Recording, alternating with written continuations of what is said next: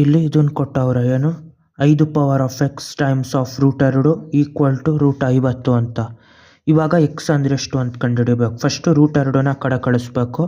ಅದೆಷ್ಟಾಯ್ತದ 5 power of x equal to √50/√2. ಇದನ್ನು root common ತೆಗೆದಾಗ ಒಳಗಡೆ 50/2 ಅಂತ ಉಳಿತದ. 2 1 2 2 4 1 ಉಳಿತು, 2 5 10. ಇದೆಷ್ಟಾಯಿತು 5 power of x equal to √25 ಆಯಿತು. ಅಲ್ಲಿ 25/1 ಅಂದರೆ 25. 25 ಈ ಥರ ಬರಿಬೋದು. 5 ಟೈಮ್ಸ್ ಆಫ್ 5 ಅಂತ ಬರೆದ್ಬಿಟ್ಟು 5 ಸ್ಕ್ವೇರ್ ಅಂತ ಬರಿಬೋದು.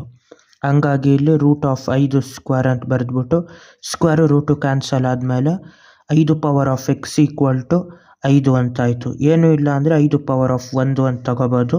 ಎರಡು ಕಡೆನೂ ಬೇಸ್ 5 ಪವರ್ನ ಈಕ್ವಲ್ ಆಗಿ ತಗೋಬೋದು. ಅಲ್ಲಿಗೇನು ಇದು ಎಕ್ಸ್ ಈಕ್ವಲ್ ಟು 1. ಪವರ್ ಹೆಂಗೆ ಈಕ್ವಲ್ ತಗೋಬೋದು ಅಂದರೆ ಬೇಸ್ ಒಂದೇ ಆಗಿದ ಮೇಲೆ ಪವರು ಒಂದೇ ಆಗಿರ್ಬೇಕು, ಯಾಕಂದರೆ ಟೋಟಲಾಗಿ ಈಕ್ವಲ್ ಅದೆರಡು. ಬಾಯ್.